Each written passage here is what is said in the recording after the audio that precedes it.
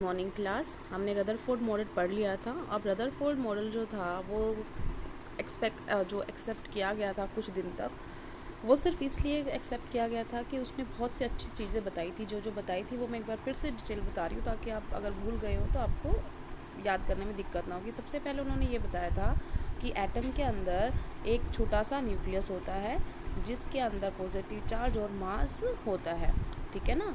और तो ये छोटा सा हमने बना दिया पॉजिटिव पार्टिकल। उसके बाद उसने बताया कि सारा जो मास होता है इसी के अंदर कंसंट्रेटेड रहता है और जो इलेक्ट्रॉन हैं बाहर ऐसे चक्कर लगाते हैं जैसे प्लेनेट चक्कर लगाते हैं सूरज के चारों तरफ। इसका मतलब न्यूक्लियस एक तरीके से सूरज मान लो आप, और जो इलेक्ट्रॉन्स हैं उनको आप प्लेनेट्स मान लो। तो जैसे प्लेनेट्स जो मोशन करते हैं वैसे ही सूरज के चारों तरफ इलेक्ट्रॉन न्यूक्लियस के चारों तरफ करते हैं, ठीक है। ये उन्होंने पोस्टुलेट के हिसाब से बताया। लेकिन होता क्या है, जब हम बड़े लेवल पे बात करते हैं प्लेनेट्स की, सूरज की, तो क्लासिकल मैकेनिक्स के हिसाब से जो मैक्रोस्कोपिक बॉडीज़ पे लगता है, बड़ी बॉडीज़ पे लगता है, तो पृथ्वी बहुत बड़ी है, जो चीज़ हम इजीली ऑब्जर्व कर सकते हैं उन पे लगता है क्लासिकल मैकेनिक्स। तो उसमें उसके हिसाब से क्या होता है कि जो इन दोनों के बीच में जो फोर्स होती है, मान लो अगर ये हमारा एक प्लेनेट है, मान लो हमने ये प्लेनेट बनाया और ये सूरज है हमारा, ठीक है ना। तो ये जो पृथ्वी है ये या जो कोई दूसरा प्लेनेट है ये इस तरीके से चक्कर लगा रहा है और ये कंटिन्यूसली इसमें चक्कर लगाता रहेगा, क्योंकि जो इनकी फोर्स होती है वो बैलेंस होती रहती है इनकी ग्रेविटेशनल फोर्स से। कौन सी फोर्स से? Gravitational force. ये पढ़ी भी होगी आपने, ग्रेविटेशनल फोर्स, गुरुत्वाकर्षण बल लगता है ना, जो कोई भी दो बॉडी होती है आपस में एक दूसरे को अट्रैक्ट करती हैं, तो ग्रेविटेशनल फोर्स लगता है, जिसकी वैल्यूज़ जो है यहाँ पर दे रखी है कि ग्रेविटेशनल फोर्स क्या होता है। ग्रेविटेशनल फोर्स होता है कि प्लैनेट्स के बीच में जी होता है ग्रेविटेशनल कांस्टेंट, जो सी बॉडी के बीच की हम निकाल रहे हैं। मान लो हम सूरज और किसी प्लेनेट की निकाल रहे हैं, तो m1 सूरज का मास हो गया, m2 उस दूसरी बॉडी का हो गया या प्लेनेट का हो गया, और उनके बीच में कितना जो है डिस्टेंस है दोनों के बीच में r होता है। तो g m1 इंटू m2 बटे में r², ये जो होता है ग्रेविटेशनल फोर्स होता है।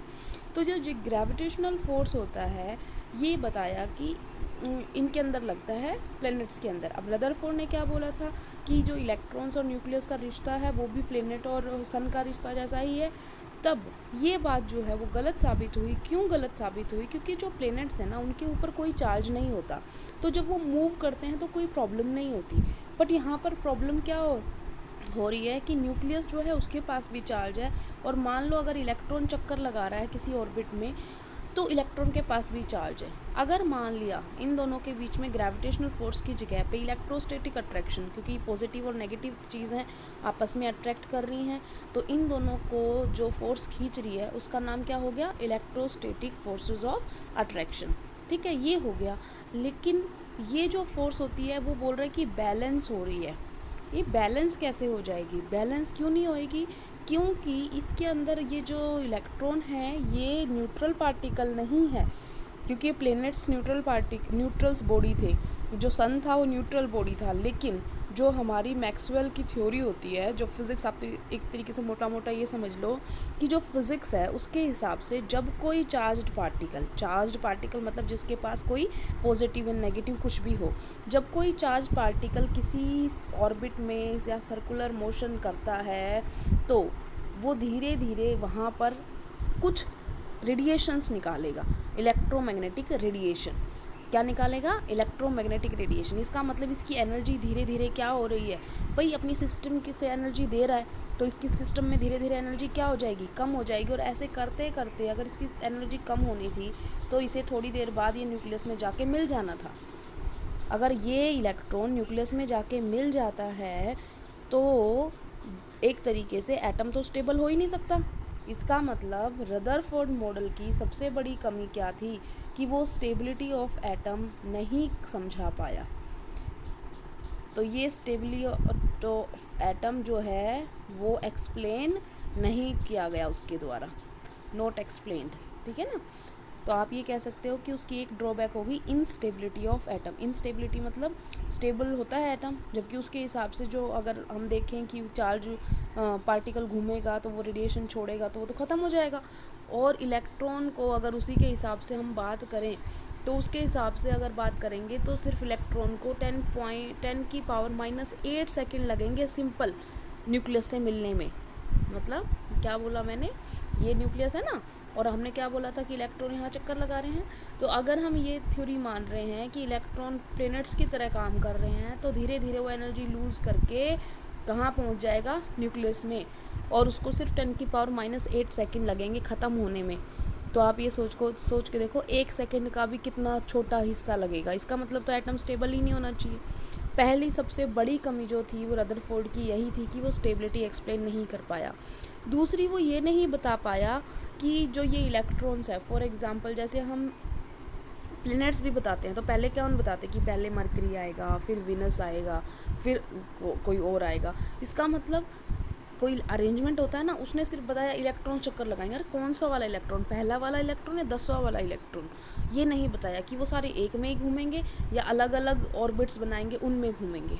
ठीक है, इसका मतलब वो इलेक्ट्रॉनिक अरेंजमेंट नहीं बता पाया। तो एक तो कमी हो गई थी क्या, स्टेबिलिटी ऑफ एटम, जो वो समझा नहीं पाया था। और दो सीरियस ड्रॉबैक थी दूसरी, वो क्या थी, distribution of electrons around the nucleus and the energies of this electrons. ना तो वो इलेक्ट्रॉन्स को डिस्ट्रीब्यूट कर पाया, इसका मतलब पहले 2 आएंगे कहीं पर, या पहले 8 या कहीं और पर आएंगे, इसका मतलब उनका अरेंजमेंट नहीं समझा पाया। और दूसरी बात क्या थी, उनकी एनर्जी की, हर एक इलेक्ट्रॉन की एक अपनी एनर्जी होती है, तो कौन सी कितनी एनर्जी है वो नहीं बता पाया। ठीक है, तो इसका मतलब हमने 3 ड्रॉबैक एक तरीके से पढ़ ली हैं मेन। एक बार दोबारा से रिवाइज कर लेते हैं। पहली ड्रॉबैक रदरफोर्ड की क्या थी कि वो समझा नहीं पाया क्या, इनस्टेबिलिटी ऑफ एटम, ये उसकी ड्रॉबैक है कि उसका जो एटम था वो अनस्टेबल था, इंस्टेबिलिटी ऑफ एटम। दूसरा क्या था, उसने नहीं बताया, does not explain about the electronic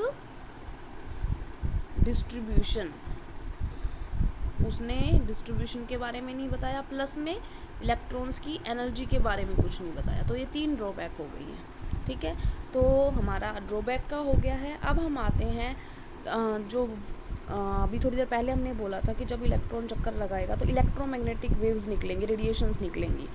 तो पहले हमारा अगला मॉडल जाने की वजह से, अगला मॉडल है बोर्स मॉडल। उससे पहले आपको ये बता दें कि हम की इलेक्ट्रोमैग्नेटिक रेडिएशन होती क्या है, वो हम इसमें स्टडी करेंगे।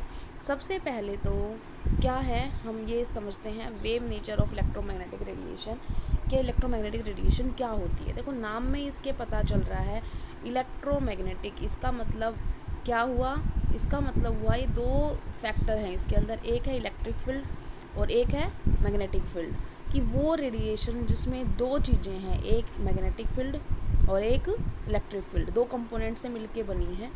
इसमें होता क्या है, देखो आपको साइड में फिगर दिखाई दे रहा होगा, ये है फिगर 2.6 जो आपको दिखाई दे रहा है। ये किसी मैग्नेटिक वेव्स को बता रहा है कि अगर, देखो ये जो रेड लाइन दिखाई दे रही है आपको, यहाँ पे दिखाई दे रही है ना, ये रेड लाइन, ये यहाँ पर, ये जिस डायरेक्शन में है, ये इलेक्ट्रिक फील्ड अगर हमने मान लिया तो मैग्नेटिक फील्ड उससे परपेंडिकुलर होता है। तो मान लो ये हमारी कोई एक्सिस भी, तो देखो ये वाई एक्सिस, ये वाई एक्सिस पे है, ये कौन सी एक्सिस पे था, जेड एक्सिस पे था ये जो इलेक्ट्रिक फील्ड है। अब वाई एक्सिस ये वाली, यहाँ से शुरू किया उसने, ये उससे क्या हो गया 90 डिग्री एंगल पे है। इसका मतलब इलेक्ट्रिक फील्ड परपेंडिकुलर होता है किसके, इलेक्ट्रोमैग्नेटिक वेव्स में, मैग्नेटिक फील्ड के। प्लस एक और बात है, अगर आपको ध्यान आ रही हो, देखो ये 2 तो इसके कंपोनेंट है जिससे ये रेडिएशन बनती है, एक तो इलेक्ट्रिक फील्ड कंपोनेंट है, एक मैग्नेटिक फील्ड कंपोनेंट है। अब आप ये देखो वेव कहाँ पे जा रही है, देखो वेव कहाँ पे जा रही है, कुछ समझ में आया क्या, कि वेव इन दोनों के भी परपेंडिकुलर है। जैसे एक्स वाई जेड एक्सिस होती है ना, 3 एक्सिस होती है और तीनों एक दूसरे के परपेंडिकुलर होती हैं। तो अगर एक एक्सिस पे इलेक्ट्रिक फील्ड है, दूसरी एक्सिस पे मैग्नेटिक फील्ड है, तो तीसरी एक्सिस जो होगी 90 डिग्री दोनों के, वहाँ से वो डायरेक्शन होगी प्रोपगेशन की। इसका मतलब इलेक्ट्रोमैग्नेटिक वेव्स जो होती है उसके अंदर 2 कंपोनेंट होते हैं, एक इलेक्ट्रिक फील्ड और एक मैग्नेटिक फील्ड, वो दोनों एक दूसरे के परपेंडिकुलर होते हैं। प्लस जो वो डायरेक्शन होगी प्रोपगेशन ऑफ दिस वेव, वो भी इन दोनों के परपेंडिकुलर ही होगी। इसका मतलब मैंने क्या बोला अभी, कि electric field perpendicular to magnetic field, और इन दोनों के भी परपेंडिकुलर है क्या, प्रोपगेशन ऑफ वेव की जो वेव है वो कहाँ से निकलेगी, ठीक है ना।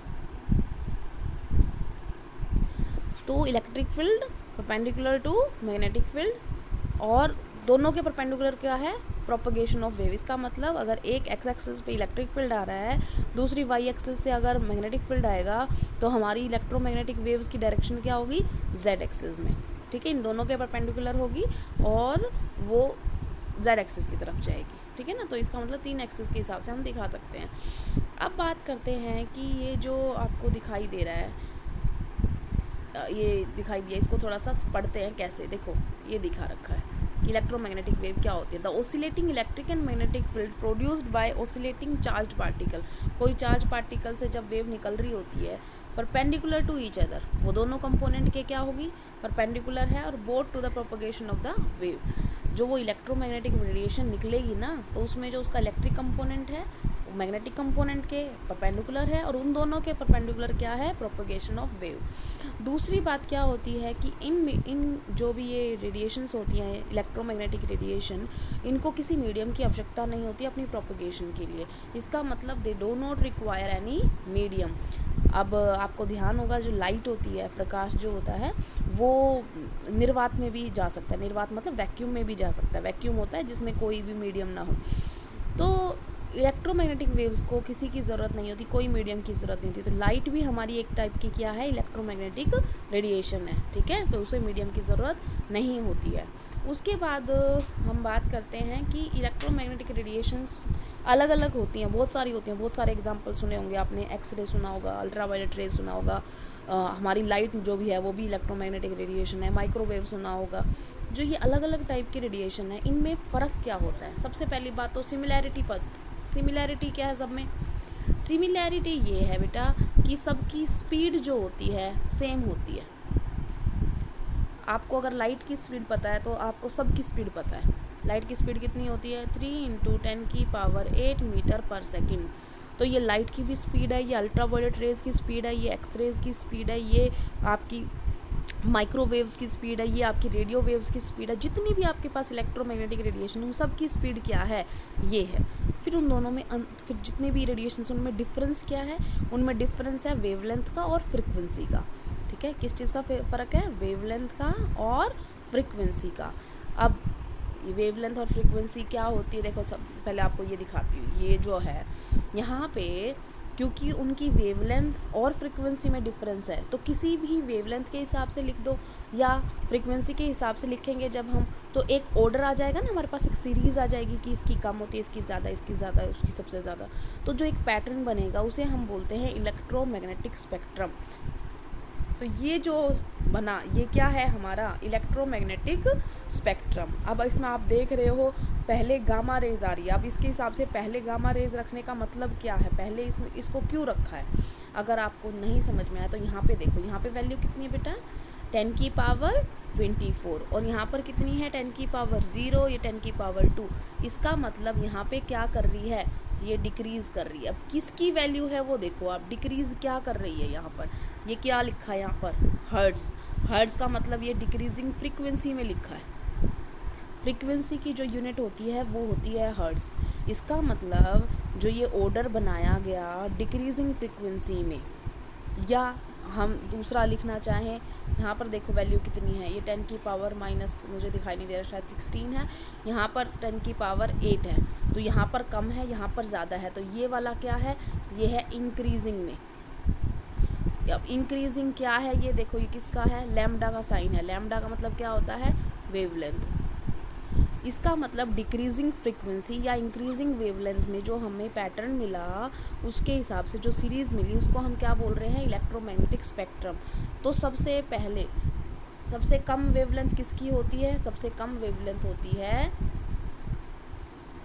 गामा रेज की, फिर एक्स रेज की, फिर यूवी की, फिर हमारी जो लाइट आती है उसकी, फिर इंफ्रा की, फिर माइक्रोवेव, फिर ये FM जो आपको सुनते हैं वो लॉन्ग रेडियो वेव्स, ठीक है ना।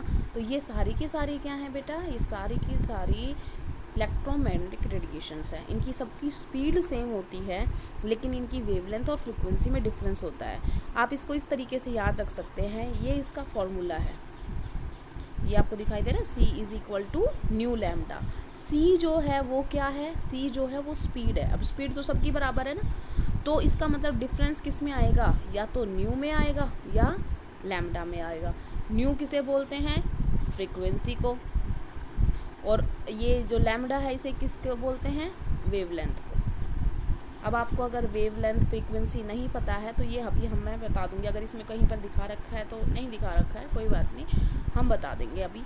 तो इतना आपको पता चल गया, क्या चीज़ें पता चली है वो मैं एक बार बता रही हूँ आपको दोबारा से। कि पहला उन्होंने बोला था कि किसी चार्ज पार्टिकल से जब कोई चार्ज पार्टिकल मूव करता है, ऑसिलेट करता है, तो वहाँ पर इलेक्ट्रिक फील्ड और मैग्नेटिक फील्ड के कंपोनेंट होते हैं एक दूसरे परपेंडिकुलर, और इलेक्ट्रोमैग्नेटिक रेडिएशन जो निकलेंगी वो उन दोनों के परपेंडिकुलर निकलेंगी। दूसरा उन्होंने बोला था कि उनको किसी मीडियम की ज़रूरत नहीं होती है, तो कोई मीडियम की ज़रूरत नहीं होती है। उसके बाद तीसरा बोला है कि जो ये इलेक्ट्रोमैग्नेटिक रेडिएशंस हैं इनको अगर हम वेवलेंथ के हिसाब से या फ्रीक्वेंसी के हिसाब से लिख दें तो हमें क्या मिल जाएगा, इलेक्ट्रोमैग्नेटिक स्पेक्ट्रम। इलेक्ट्रोमैग्नेटिक स्पेक्ट्रम क्या होता है, सारी जो इलेक्ट्रोमैग्नेटिक रेडिएशंस हैं उनको इंक्रीजिंग वेवलेंथ या डिक्रीजिंग फ्रीक्वेंसी के हिसाब से जो पैटर्न आता है उसे हम बोलते हैं इलेक्ट्रोमैग्नेटिक स्पेक्ट्रम, ठीक है। और उसके बाद हमने ये बताया था कि जो उनकी स्पीड और वेवलेंथ है इनमें क्या रिलेशनशिप होता है, जो मैंने बताया था c is equal to nu lambda, जिसमें c जो है वो स्पीड है जो सबकी 3 × 10⁸ मीटर पर सेकेंड है। ये आपको याद रखनी है, प्रोवाइडेड नहीं की जाएगी। और ये जो है अब क्योंकि ये वैल्यू तो क्या है बदलेगी नहीं, तो इन दोनों में ही फ़र्क होता है, किसी की वेवलेंथ ज़्यादा होगी तो किसी की फ्रीक्वेंसी कम होगी या ज़्यादा होगी, इसी हिसाब से उनके अंदर अंतर आता है। अब आप समझो क्या मैं बोलती हूँ उसको समझो एक बार। अभी मैं आपको समझा रही हूँ वेव क्या होती है, वेवलेंथ क्या होती है, इनके बारे में। तो हम थोड़ा क्लीन स्पेस ले लेते हैं। देखो कोई भी वेव है तो ऐसे बनती है ना वेव, ठीक है। जो ये चीज़ जो टॉप पोर्शन होता है इसे हम बोलते हैं क्रस्ट।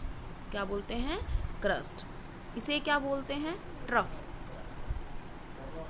TROUGH, ठीक है ना। ये है क्रस्ट और ये है ट्रफ। कॉन्जिक्यूटिव क्रस्ट के बीच की दूरी शॉर्टेस्ट। कंजिक्यूटिव का मतलब क्या होता है, लगातार। तो दो क्रस्ट के बीच की दूरी हो या दो ट्रफ के बीच की दूरी हो, दो ट्रफ ये हो गया तो इनके बीच की दूरी हो, इसे बोलते हैं हम वेवलेंथ। क्या बोलते हैं, वेवलेंथ, ठीक है। तो wavelength is the shortest distance between two consecutive crust और टू कॉन्जिक्यूटिव ट्रफ्स, ठीक है। या अब हम बात करें, अगर आपको ये भी नहीं आ रही समझ में कि ये वेवलेंथ क्या है, तो हम एक दोबारा से बना लेते हैं। देखो हमने यहाँ से शुरू किया था, अब इसी पॉइंट पे आप जब पहुँच जाओगे ना, और शॉर्टेस्ट डिस्टेंस देखना आपने। देखो इस पॉइंट पे आप कब पहुँचे, यहाँ से गए तो देखो आप कहोगे मैडम यहाँ पहुँच गए, नहीं पहुँचे यहाँ पर, क्योंकि जब आप आगे बढ़ोगे तो आप नीचे की साइड जा रहे हो, जबकि हम यहाँ पे कहाँ जा रहे हैं, यहाँ पे हम ऊपर की साइड जा रहे हैं। इसका मतलब हमें ऐसे पॉइंट पे आना है जिस पे हम ऊपर की साइड जाएं। तो हम कहाँ जाएंगे, यहाँ से इस पॉइंट पे। तो शॉर्टेस्ट डिस्टेंस इस पॉइंट के बीच का और इस पॉइंट के बीच का क्या हो गया, ये भी लैम्डा होता है। समझ में आया। तो वेवलेंथ क्या हो गई, एक तरीके से ये भी वेवलेंथ है, ये भी वेवलेंथ है, और आपको अगर यहाँ से शुरू करूँ, यहाँ से लेके यहाँ के बीच की जो है वो भी वेवलेंथ है, ठीक है। तो आपकी जो मर्जी है आप उसको वेवलेंथ समझ लो, कि जो दो कॉन्जिक्यूटिव क्रस्ट के बीच की या दो कॉन्जिक्यूटिव ट्रफ के बीच की, या शॉर्टेस्ट डिस्टेंस जो होता है एक वेव द्वारा जो लिया गया होता है, तो उसको बोलते हैं हम वेवलेंथ, ठीक है ना। एक वेव कंप्लीट कब होती है, जब वो उसी जगह पे वापस आ जाती है। जैसे यहाँ से शुरू अगर करती है तो ये वापस कहाँ पर आई है, यहाँ पर आई है, ठीक है ना। तो ये कितनी वेव हुई, ये एक वेव हुई है। अगर ये पूरी कर जाए तो यहाँ पर ही कितनी वेव हो जाएंगी, दो हो जाएंगी, एक ये हो गई, एक ये हो गई, ठीक है। तो ये है वेव। वेव कितनी वेव्स, ठीक है ना। हम अभी बोलेंगे ना, क्योंकि नंबर ऑफ वेव्स काउंट करने, तो काउंट कैसे करोगे आप, कि ये एक हो, उसके बाद ये क्या हो जाएगी, दूसरी स्टार्ट हो जाएगी, और इसी तरीके से आगे 3 4 5 हम काउंट करेंगे। ये तो हो गई वेवलेंथ। वेवलेंथ समझ में आ गई। वेवलेंथ जो होती है एक तरीके से क्या है, डिस्टेंस है, इसलिए इसकी जो यूनिट होती है वो क्या होती है, मीटर ही होती है। लेकिन मीटर बहुत बड़ी यूनिट है, और वेवलेंथ जो होती है सबकी बहुत छोटी छोटी होती हैं। तो इनके लिए या तो हम नैनोमीटर यूज़ करते हैं या एंगस्ट्रॉम यूज़ करते हैं। तो 1 नैनोमीटर बराबर होता है 10⁻⁹ मीटर के, और 1 एंगस्ट्रॉम बराबर होता है 10⁻⁻10 मीटर के।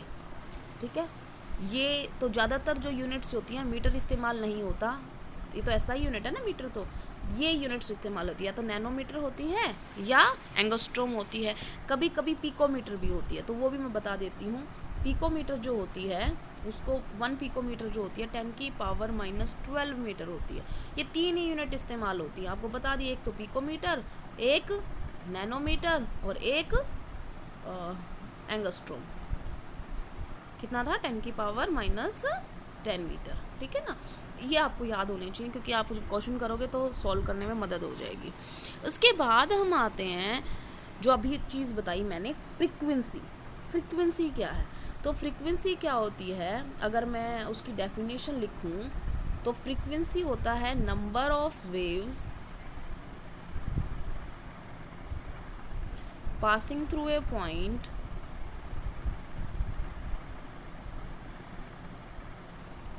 इन 1 सेकेंड। 1 सेकेंड में कितनी वेव्स उस पर्टिकुलर जगह से गुजर रही हैं, तो उसे बोलते हैं हम फ्रीक्वेंसी। ठीक है ना, तो अब इसको कैसे समझोगे? जैसे फॉर एग्जांपल कोई मान लो यही है, हमने ये जगह बना दी, ठीक है ना, ये पॉइंट हमने मान लिया, और यहाँ से हमें क्या काउंट करना है कि कितनी वेव्स पास कर रही हैं 1 सेकेंड में। तो अगर 1 सेकेंड में इस टाइप की जितनी वेव्स पास करेंगी, ये एक वेव है, ठीक है, तो जितनी पास करेंगी उतनी संख्या जो होगी वो फ्रीक्वेंसी होती है।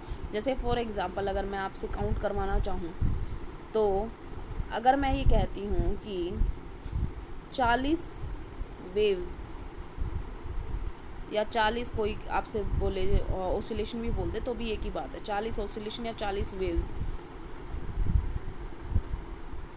इन 10 सेकेंड हो रही हैं, तो बताओ फ्रीक्वेंसी क्या होगी? तो निकाल सकते हो कि नहीं? हमें क्या करना है, हमें तो ये पता करना है कि 1 सेकेंड में कितनी निकलती है। तो 10 सेकेंड में कितनी वेव्स गुजर रही हैं? 40। तो 1 सेकेंड में कितनी गुजरेगी? 40/10, ये कट जाएगी 4। अब बात आती है इसकी यूनिट की। फ्रीक्वेंसी की यूनिट जो होती है वो हर्ट्ज होती है, तो आपने h लिखना है, छोटा z लिखना है। क्या है, क्या नाम बोला मैंने?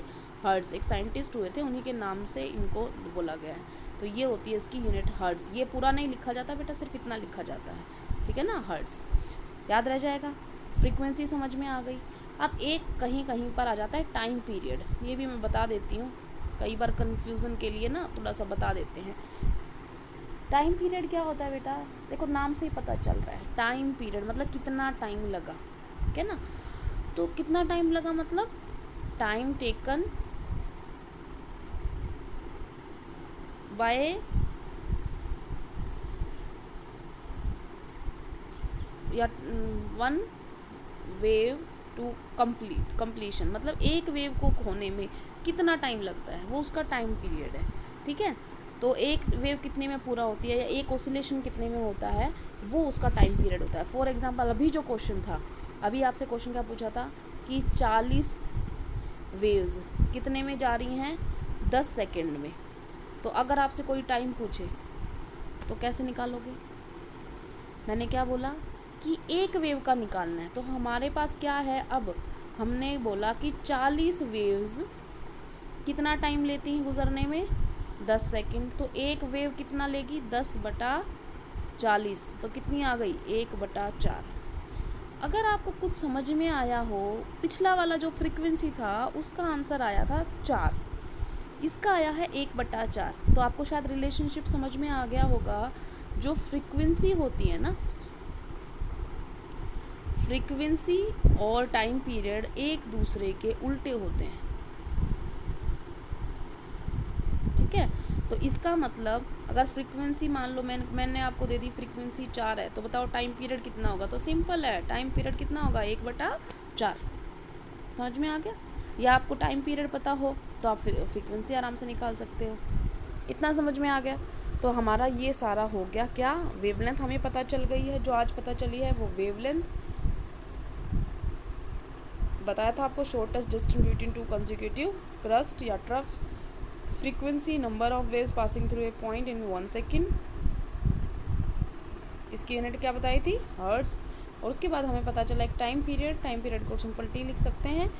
और ये क्या था, time taken by one wave to completion, ठीक है ना, एक वेव को कंप्लीट होने में कितना टाइम लगता है, ये चीज़ें पता चल गई। अब हम आते हैं अपने डेरिवेशन पे। हमारा डेरिवेशन क्या था, सी। अब आपको देखो ये याद करने की ज़रूरत नहीं है इतना ज़्यादा, सिंपल डेरिवेशन है। मतलब होता क्या है ना, बच्चे कंफ्यूज रहते हैं कि मैंने वो डेरिवेशन ये भूल गए, वो एक्सप्रेशन भूल गए, उसका क्या था।